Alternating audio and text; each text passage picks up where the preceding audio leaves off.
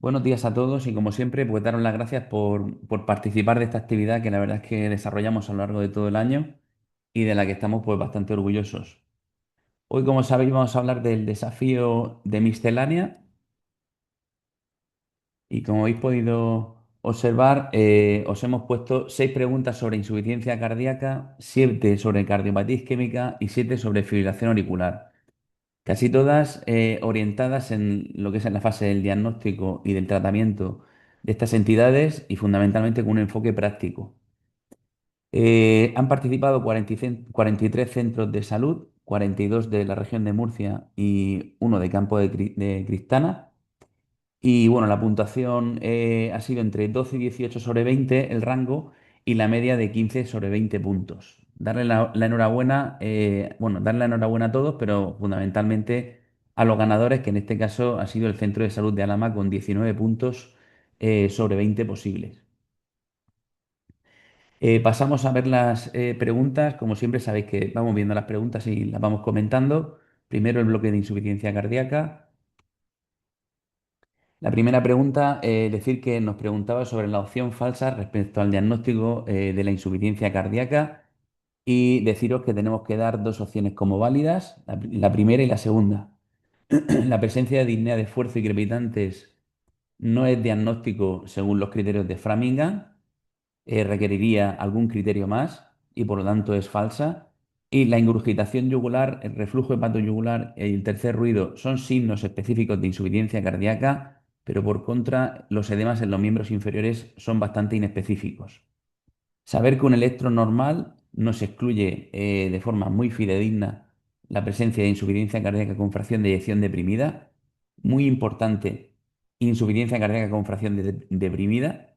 Sabemos que hay otros dos tipos de insuficiencia cardíaca que no se excluyen con un porcentaje tan alto a pesar de tener un electro normal y tendremos que tener otras herramientas. Y luego la radiografía de tórax normal no nos es útil para excluir el diagnóstico de insuficiencia cardíaca, pues eso lo estamos viendo todos los días en práctica clínica. Gente que tiene una placa normal y que sin embargo pues tiene IC.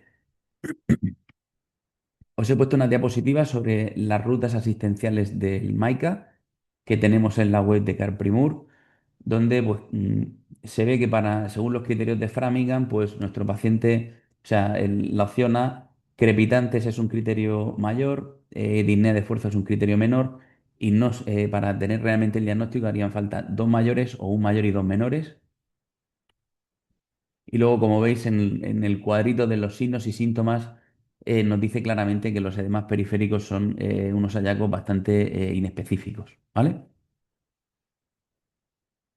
La siguiente pregunta se refería a un biomarcador que utilizamos en sangre para hacer el diagnóstico de insuficiencia cardíaca, que es el NT-proBNP, y que tenemos la suerte de poder pedirlo desde cualquier centro o consultorio de la región.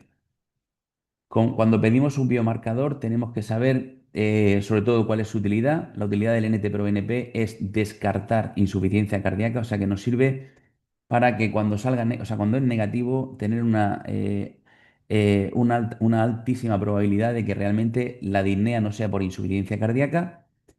Y además de la utilidad, también tenemos que saber las limitaciones. Y en este caso, pues veo que todos lo sabéis. O sea que la obesidad mórbida es un caso de falso negativo. O sea, cuidado con las disneas en gente con obesidad mórbida y NT-proBNP bajo. Si la sospecha clínica es alta, pues no podemos descartarlo. Recordaros un poco el algoritmo de sospecha de insuficiencia cardíaca, tanto del protocolo MAICA como de CarPrimur, donde, pues en base a una serie de signos y síntomas de insuficiencia cardíaca, pues el médico de atención primaria, además de hablar con el paciente y explorarlo, pues se recomienda hacer un electro, una placa de tórax y una analítica, y que esta analítica incluya pues un perfil básico y que incluya la hemoglobina, algo importante cuando estamos con un paciente que tiene disnea, y también que incluya la determinación de NT-proBNP.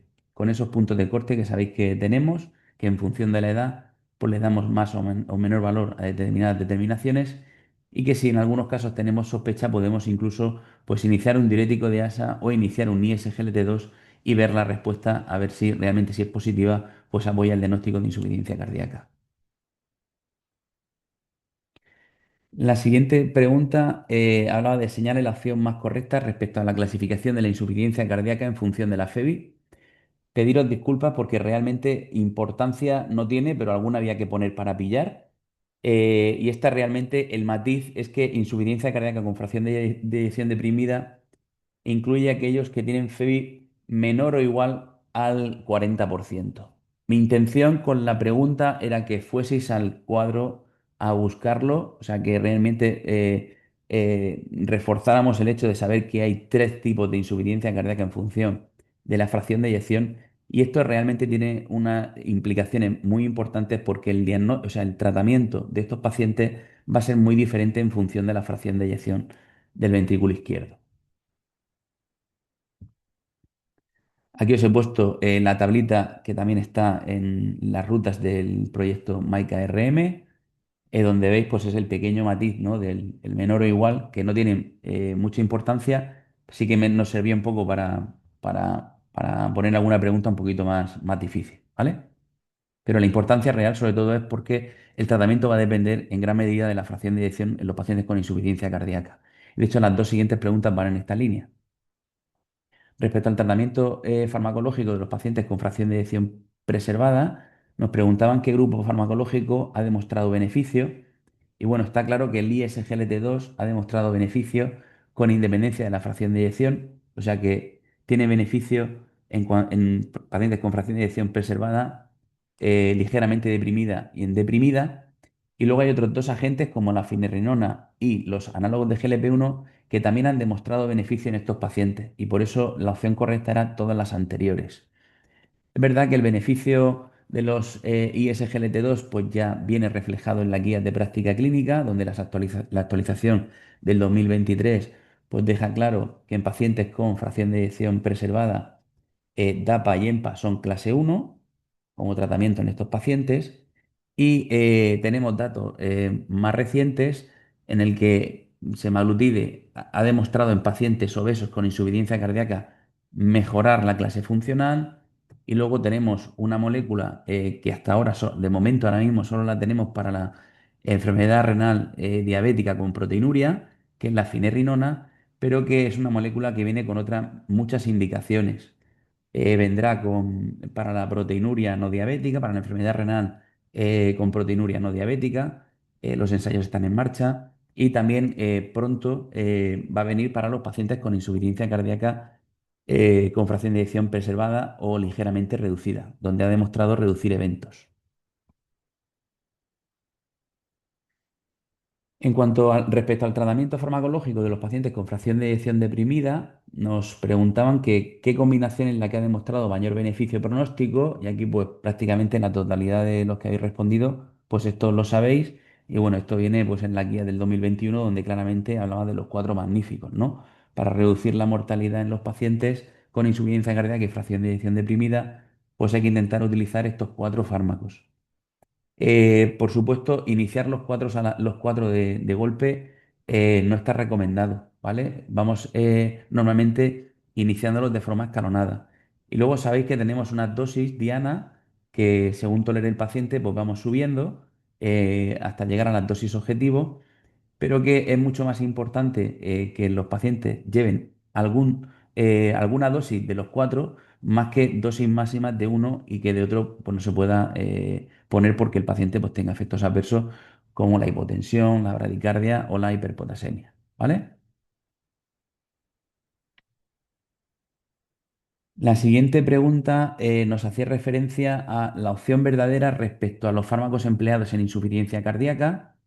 Y es importante cuando uno pone fármacos, pues saber qué efectos secundarios tienen, ¿vale? Y cuándo se pueden mantener y cuándo te deben de retirar. Y de esto iba esta pregunta. La primera opción nos hablaba de los ISGT2, que nos dicen que deben retirarse si la tasa de filtrado glomerular es baja. Pues bueno, los ISGLT2 no se retiran hasta muerte renal o trasplante renal. Me refiero a que no se retiran por cifras de filtrado. Si aparecen efectos secundarios, pues sí que se pueden retirar, pero que una vez que los pones, no deben de retirarse porque el filtrado vaya bajando. ¿De acuerdo? O sea que se mantienen hasta el final. La dosis objetivo de bisoprolol en insuficiencia cardíaca con FEBI preservada es 10 miligramos, eso es mentira. Realmente el 10 miligramos en fracción de eyección deprimida y por eso esa es falsa. Sacubitril/valsartán requiere la suspensión de YECAS 36 horas antes del inicio. Eso lo sabemos, ¿no? Porque tenemos que hacerlo por seguridad para no causar efectos adversos graves. Y por otro lado, la eplerenona nos dice que no produce ginecomastia, pues eso es mentira. La eplerenona produce mucho menos ginecomastia que la espironolactona, pero algo de ginecomastia sí que produce, ¿vale? Entonces por eso esa es falsa. Veo que la mayoría la habéis acertado. Bien, en cuanto al bloque de cardiopatía isquémica, comenzamos. La primera pregunta nos decía que señaláramos la verdadera respecto al perfil clínico de la angina. Siempre, cuando estamos con los residentes, hacemos mucho hincapié en que lo más importante en el dolor torácico es hacer una buena anamnesis. Sabemos que en las rutas de Carprimur, y paso a la siguiente diapositiva, la primera diapositiva, o sea, la primera diapositiva de las rutas de Carprimur es el perfil clínico del dolor torácico. Y esto se basa fundamentalmente en hablar con el paciente, explorarlo y hacerle un electro, ¿vale? Pero sobre todo el perfil clínico es hablar con el paciente.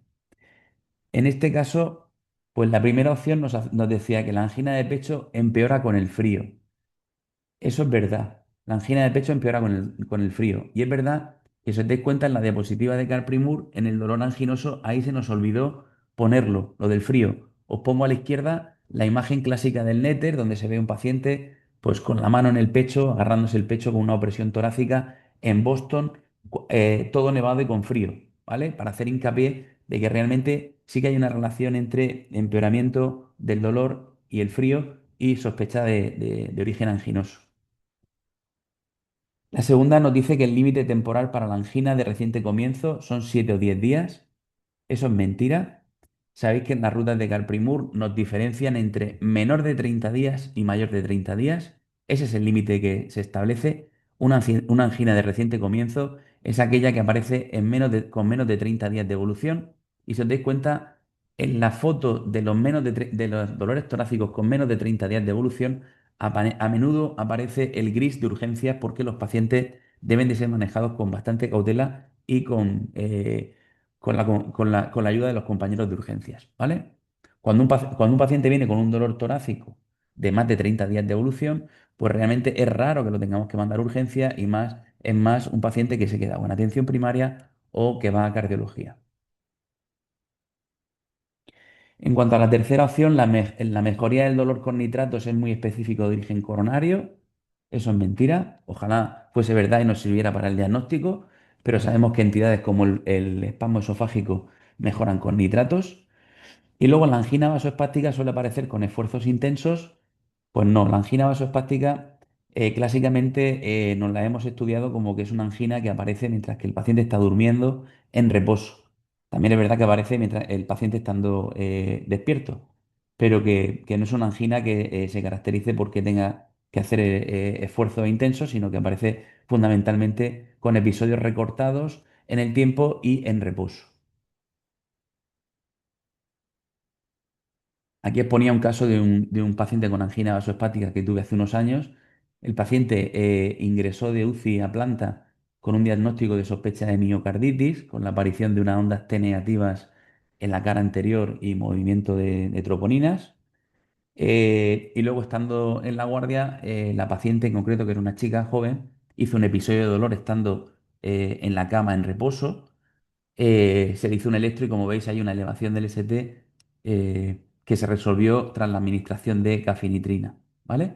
Luego, rehistoriando a la paciente, pues había comenzado recientemente con un derivado del ergotamínico para migrañas y realmente pues eso está descrito que causa este tipo de problemas del vasoespasmo coronario.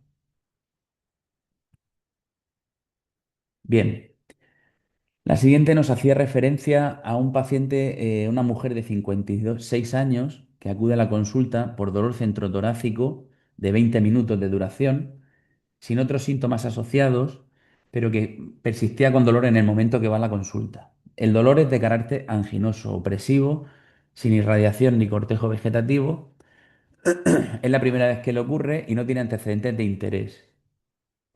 Si bien es verdad que no viene por allí por tu consulta y no sabes si puede tener factores de riesgo o no.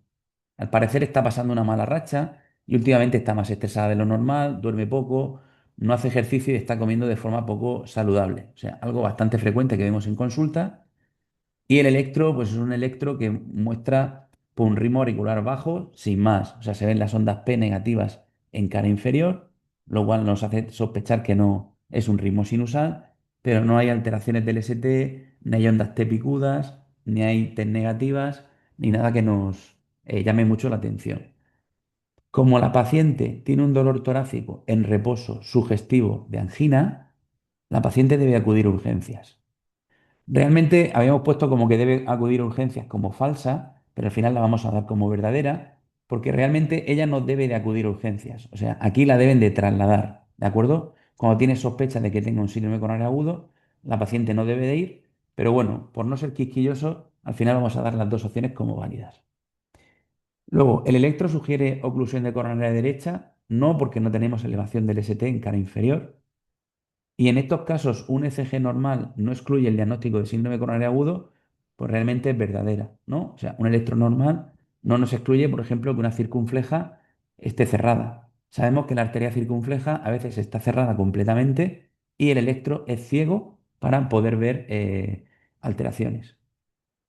Y luego el diagnóstico más probable es una pericarditis aguda, pues sabemos que no, porque la pericarditis aguda da dolor torácico, que a veces parece un síndrome coronario agudo, pero suele dar en el contexto de fiebre, de una viriasis, suele tener unas connotaciones de que cuando te acuestas, pues te duele más y cuando haces anteversión y te sientas, anteversión de tronco mejoras. Luego también deberían de mencionar pues un roce pericárdico o deberíamos de ver en el electro o bien descenso del PR o ascenso del ST en guirnalda, ¿vale? O sea que no es una pericarditis aguda. La siguiente es un varón de 68 años que acude a consulta tras haber sido dado de alta por un infarto anterior con disfunción ventricular y una fracción de eyección del 36%. Antes del ingreso, el paciente estaba en tratamiento con atorvastatina, metformina y dapaglifosina porque era diabético y dislipémico. Y el paciente te llega a la consulta diciendo que se encuentra desplomado, sin energía y que la tensión arterial la tiene baja, 9,5. Además, se marea al levantarse y sospecha que no le está sentando bien la medicación nueva que le han puesto. La verdad es que viene pues forrado de medicación después de un ingreso por un infarto anterior importante. Doble antiagregación, estatinas a dosis altas, beta bloqueantes y IECAS a dosis medias altas, antialdosterónicos y luego lleva los antidiabéticos y la furosemida, además de nitratos. Te comenta que no ha vuelto a tener dolor y que no presenta datos de insuficiencia cardíaca descompensada. Bueno, pues es verdad que a menudo vemos los pacientes que se van del hospital con mucha medicación y que nos vienen hipotensos y con efectos secundarios de ellos, ¿vale? Entonces, un paciente que viene con esta sintomatología y con un cuadro cardíaco grave, pues hacer una INP a cardio, pues siempre es bienvenida, ¿vale? O sea, nadie te va a decir que no está bien hacer una INP en un paciente pues complejo como este que te viene que no se encuentra bien. Máxime teniendo en cuenta de que las INPs en Murcia, pues en menos de 24 horas casi todas se responden. Luego, considero que la causa más probable de los síntomas es un exceso de medicación hipotensora, pues parece que es lo más probable, ¿no? Porque el paciente lleva nitratos, furosemida, ramipril a dosis altas, betabloqueante a dosis media y eplerenona. O sea, y encima no tiene bastante disfunción ventricular. Digamos que se ha ido con dosis muy altas para lo poco que tomaba antes del ingreso. O sea que eso es bastante probable. Y luego de entrada retirar los nitratos y la furosemida, dado que no tiene ni angina ni congestión, pues me parece una buena opción. O sea que todas serían correctas, ¿vale?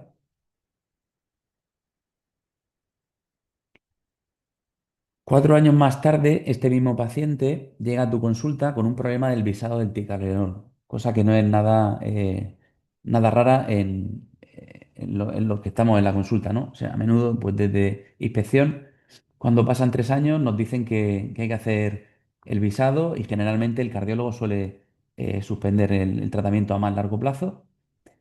Y aprovechando esto, el paciente pues, te cuenta que está asintomático, que ves que la FEBI se recuperó a los meses del alta, siendo hace un año del 52%. Es un día que tienes tiempo, revisas los informes del cardiólogo y no ves nada acerca de la duración del ticagrelor, por lo que decides hacer una INP para ver qué haces con el visado. Ya digo que generalmente cuando nos lo preguntáis solemos suspenderlo y aparte, en este caso es que está con unas dosis que son de 90 miligramos cada 12, que no son las indicadas más allá de un año. O sea, el ticagrelor cuando te lo das más allá de un año tiene que ser a dosis de 60 miligramos, ¿vale? Revisando la medicación, te viene a la cabeza una noticia reciente sobre el uso de beta bloqueantes en pacientes con infarto de miocardio y nos preguntan qué opinas sobre el uso de beta bloqueantes en este contexto.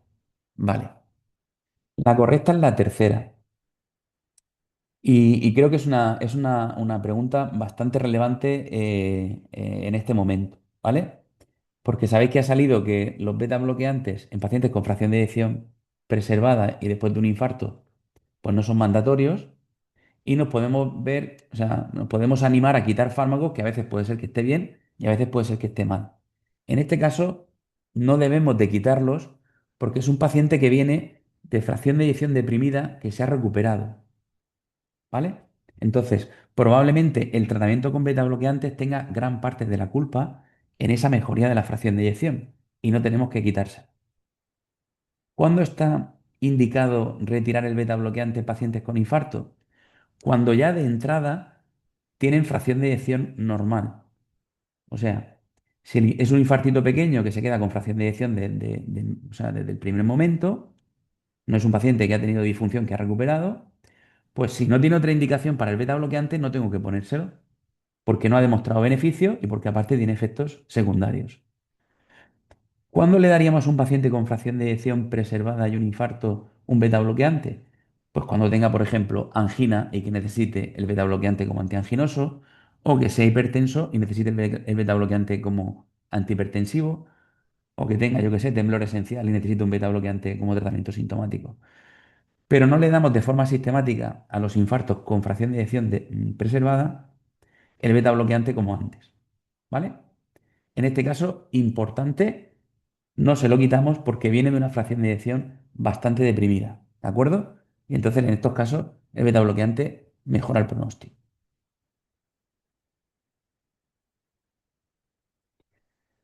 Siguiente, aprovechando el tema del ticagrelor planteado por el inspector, se te ocurre revisar los efectos adversos de este fármaco. O sea, esto es un día de los que no tenemos. O sea, tienes demasiado tiempo en la consulta como para encima estar viendo los efectos adversos que tiene un fármaco como el ticagrelor. Y te preguntan cuál de los siguientes es su efecto adverso más característico. Creo que es importante que, como se usa bastante el ticagrelor, que esto por lo menos os suene, ¿vale? Porque es un efecto muy característico, que es que el ticagrelor, por liberación de adenosina, da disnea. Una disnea que es bastante caprichosa y que a veces nos plantea el diagnóstico diferencial con insuficiencia cardíaca posinfarto y con otras entidades que tienen los pacientes posinfarto. Deciros que nosotros cuando salió el ticagrelor, pues hicimos un estudio y vimos 113 pacientes consecutivos con síndrome coronario agudo que se habían ido de alta con ticagrelor y deciros que hasta un 14%, o sea, de los 113, 15 tuvieron disnea y que en dos casos fueron disnea severa, ¿vale? Que a veces pues hace que tengas que discontinuar el tratamiento. La mayoría son disneas leves y sobre todo la mayoría aparecen en las primeras 24 horas, o sea que durante el ingreso ya solemos verlas, ¿vale?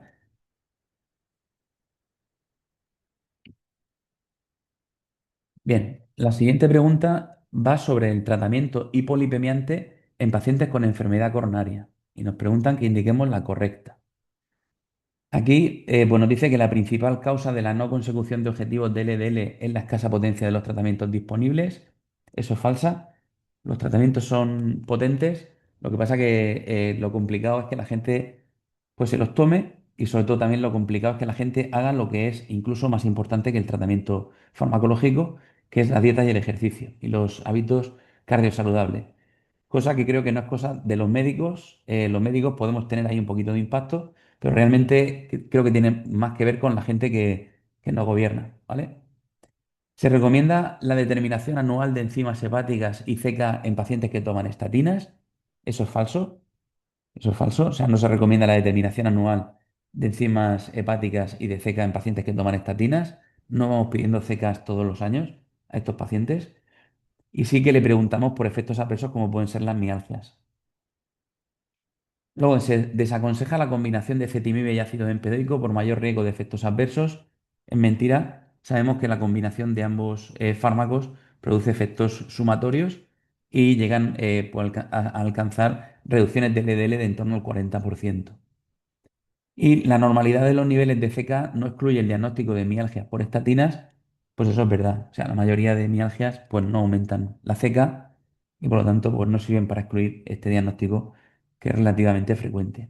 Importante, cuando a un paciente le vas a quitar un fármaco que tiene beneficio pronóstico por la aparición de un efecto adverso, estar seguro de que ese efecto adverso se debe al tratamiento. Y si el efecto adverso no es muy grave, esto te permite quitar el fármaco, ver si se quita el efecto adverso y después volver a ponerlo para ver si reaparece. ¿De acuerdo? O sea, causa-efecto, si podemos es quitar y luego volver a poner. Por supuesto, si lo que ha tenido el paciente es un efecto adverso muy grave, pues no vamos a estar tonteando aquí de ponerlo y quitarlo. Pero si es algo como las mialgias, que se puede probar antes de quitar una estatina que tenga beneficio pronóstico, pues estar seguro que la estatina es la causa. Aquí os he traído una diapositiva de las rutas de dislipemia en prevención secundaria que tenemos en la web de Carprimur, donde sabéis que tenemos ahí unas 20 páginas, un PDF de 20 páginas que nos habla, nos plantea unos algoritmos bastante prácticos y nos proporciona, pues como unos prospectos, siempre hemos dicho, como unos prospectos mejorados de los fármacos hipolipemiantes y de especial interés el cuadrito de las reacciones adversas de las estatinas, donde nos sirve de bastante chuleta qué tenemos que hacer y cuándo tenemos que monitorizar, pues esto de las enzimas hepáticas y de la CK, ¿vale? Yo es verdad que siempre que tengo algún paciente, voy ahí y lo tengo como chuleta, porque no me lo sé de memoria. Siguiente pregunta, señale la falsa respecto al tratamiento farmacológico de la angina. En este caso, los beta bloqueantes son de primera elección, eso, o sea, de primera línea es verdad. La ranolacina, sabéis que es un fármaco antianginoso que no modifica ni la frecuencia cardíaca ni la tensión. El doble producto es la tensión arterial sistólica por la frecuencia cardíaca y esto no se ve modificado por la ranolacina. O sea que esa es la falsa. Los antagonistas del calcio dihidropiridínico son útiles como antianginosos y especialmente en pacientes con mal control de tensión, porque aparte son antihipertensivos excelentes. Y la asociación de verapamilo o diltiazem con beta bloqueante está contraindicada, pues eso lo sabemos, ¿no? Son fármacos que producen disminución de la frecuencia cardíaca y depresión de la función ventricular. Si los mezclamos, pues podemos tener un alto riesgo de bradiarritmias importantes y si el paciente tiene insuficiencia cardíaca, pues de que haya insuficiencia cardíaca descompensada. Bien, pasamos al bloque de la fibrilación auricular. La primera pregunta nos hacía referencia a una mujer de 68 años con antecedentes de diabetes e hipertensión que acude con un registro de electrocardiograma realizado por la enfermera en una visita programada por su diabetes. ¿Qué sería lo más adecuado?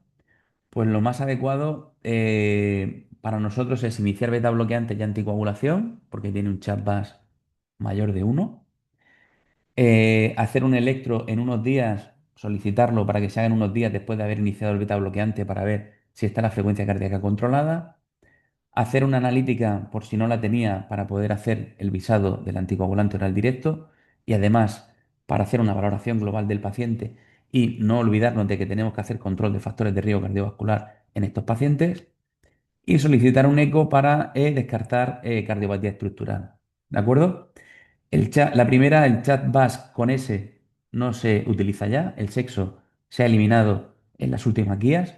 Remitir a urgencia a este tipo de pacientes, pues ya sabéis que os decimos que no hay que remitirlos porque no le van a hacer nada en urgencias.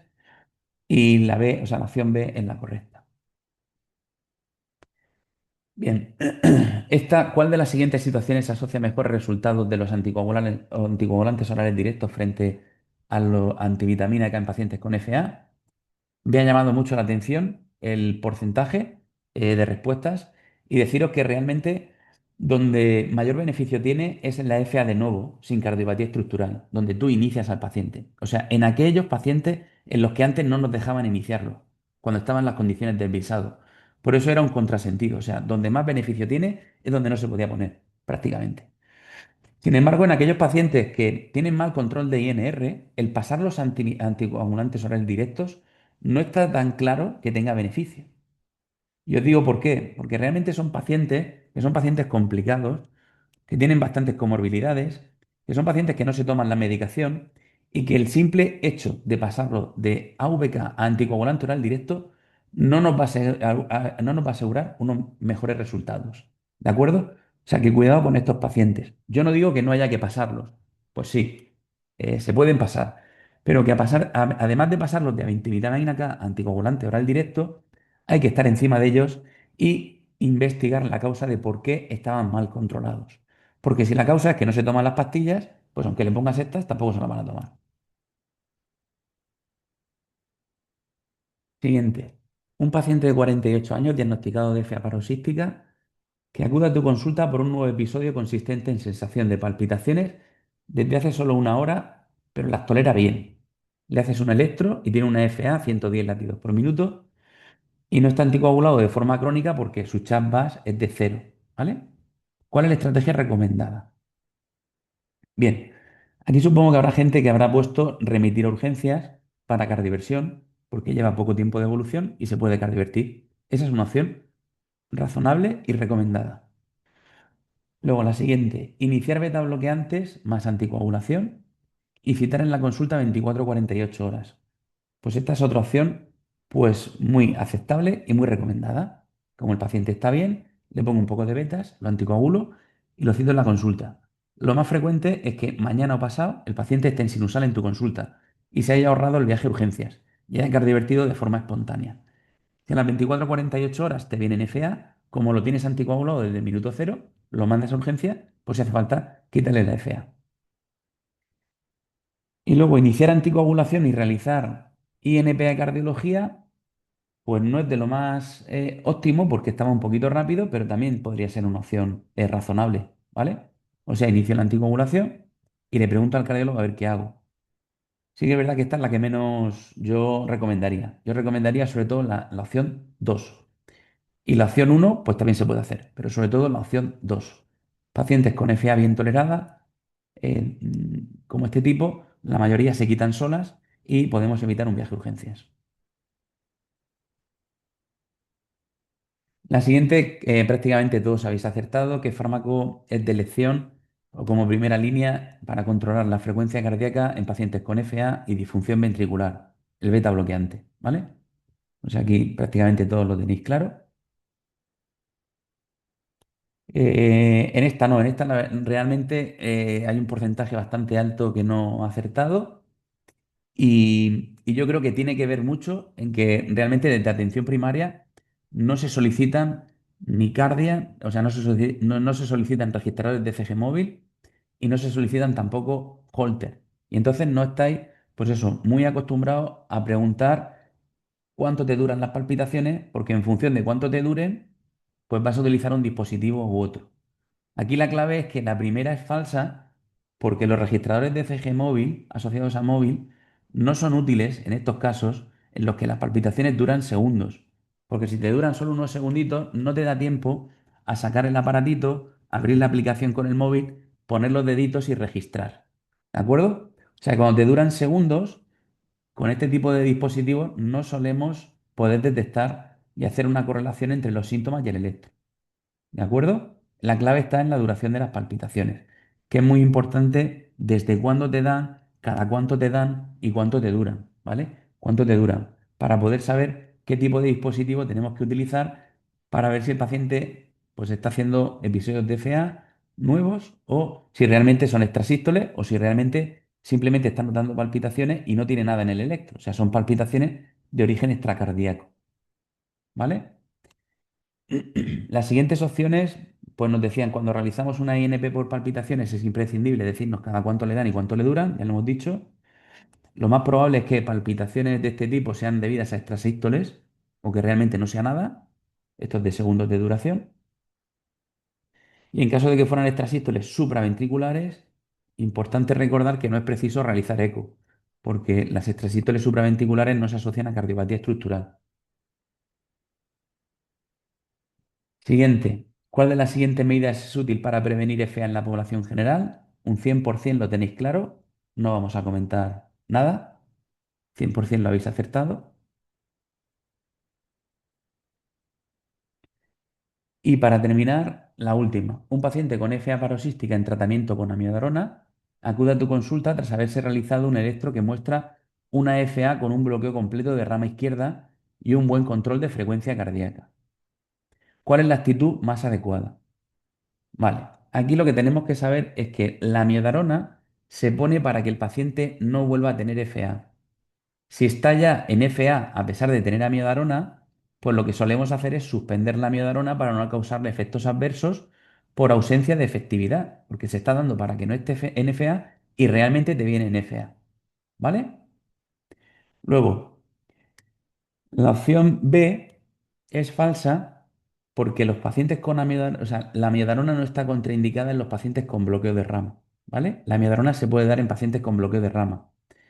El antiarrítmico que no se puede dar en pacientes con bloqueos de rama es la flecaimida o la propafenona, ¿vale? Pero la amiodarona sí que se puede dar en pacientes con bloqueo de rama. Entonces, en este paciente, pues lo que habría que hacer es remitir a cardio por una INP para decirle, oye, mira, está en FA a pesar de llevar la amiodarona y suspender la amiodarona para no seguir causándole efectos adversos. Remitir a urgencias no tiene ningún sentido porque el paciente no te pone que esté con mala tolerancia ni nada, ¿vale? Y mantener igual tampoco tiene ningún sentido porque la miodarona es tóxica. Y ya pues me queda daros las gracias una vez más y por supuesto ahora podemos comentar todo lo que queráis a través del chat o hablando.